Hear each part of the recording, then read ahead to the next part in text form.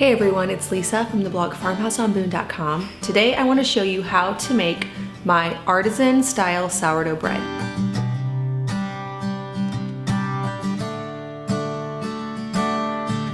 I showed you a long time ago how to make a whole wheat sourdough bread loaf. This has been my go-to recipe forever. The way I developed it is I had a go-to yeast bread recipe and then I just adapted it over to sourdough. Well, lately I have been experimenting with the exact same recipe minus a couple of ingredients. I took out the honey and oil component in order to make this loaf more crusty and making it in my cast iron Dutch oven. This produces the most crispy crust. It has that artisan taste. When you get fresh meat from a deli and make a sandwich with it, it is the best. So let me show you how to make it. It's so simple. If you have a new sourdough starter as a result of all of the sourdough craze that's been going around for the last couple of months, then this will be something that you'll want to try. So I like to make my bread long fermented so that the grains have a chance to pre-digest and make them more available for the body. I go more in depth in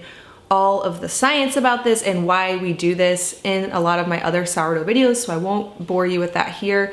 I will leave a link to the playlist if you want to check out how to make a starter and all of the health benefits. The day before you want to make this bread, combine in a stand mixer 1 cup sourdough starter. This is typically starter that I have fed within the last 6 to 12 hours. Now I have also made this recipe just pulling my starter right out of the fridge and using it. It takes it a little bit longer to rise, but it does come around, so that's possible as well. 1 1/4 cup of filtered water, 2 teaspoons salt, 4 cups flour, more or less depending on the hydration of your starter. And then just knead it in the stand mixer until it is stretchy and passes the window pane test. Now, if you haven't heard of the window pane test, this is when you knead it long enough that if you stretch it out, you can see through it. It creates a very thin layer and it doesn't break apart easily. If it's breaking apart easily, just put it back in for a little bit longer and knead it a little bit longer. You can also, of course, do this by hand. It'll just take a little bit longer. If the dough is not coming together and it is not pulling away from the sides of the mixer bowl,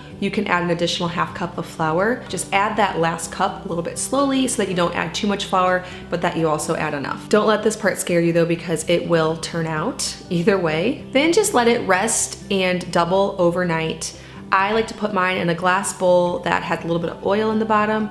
Now, if you want the dough to not get that hard crust on the top, either cover it with beeswax wraps or plastic wrap, something that is airtight. I use a tea towel sometimes, but then you end up getting a little bit of a crust on the top. After you've let that ferment, so anywhere from 8 to 24 hours, if you are gluten sensitive and you need that extra fermentation for digestion, go the full 24. If you don't have trouble with gluten, you can do this the next morning. I've also even skipped the first rise and it's turned out, but this is recommended. After it has risen, punch it down and add it to a banneton basket. Now, I am new to using these and I don't really know why it took me so long. They make the most beautiful loaves of bread, comes together really easily, and it's more of that free form artisan style look to it. Allow it to rise until doubled, about 2 or 3 hours. Totally depends on the temperature and how active your starter is. Right now, our house is warm. I also put it on the back of my stove, which always has a pilot light going, so it does rise more quickly. This might take more than even 3 hours, depending on your situation. After it is doubled, preheat a cast iron Dutch oven in your oven at 500 degrees. This is really important. If you preheat it, you will get that crispy crust. Turn the bread onto parchment paper.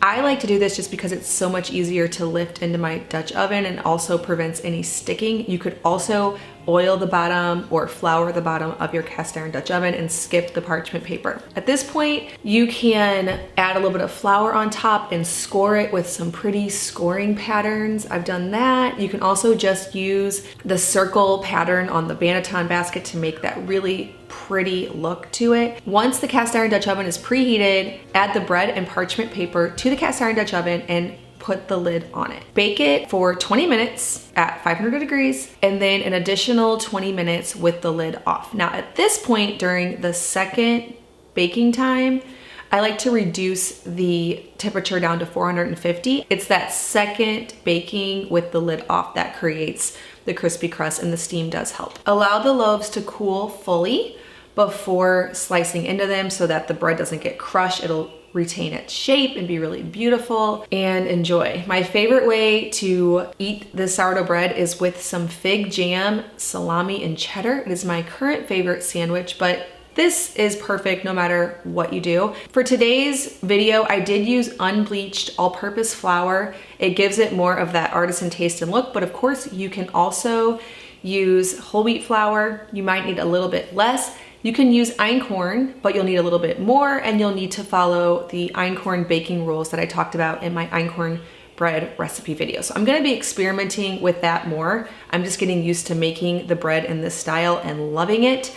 You can check out the blog. I have the full printable recipe there. I will leave a link to that down in the description box below. Also, if you have not yet grabbed my free sourdough ebook, you can get that at bit.ly/farmhouse sourdough. I have a 50+ page free ebook that you can print out and reference often. I don't have a cookbook yet, so this is a way to get a cookbook for free, just printing. I've seen a lot of people over on Instagram stories, they've tagged me where they've printed it all off and put it in some sheet protectors and in a binder, and that is an option for you as well. All right, well, thank you so much for watching this video. If you're brand new to my channel, please hit that subscribe button.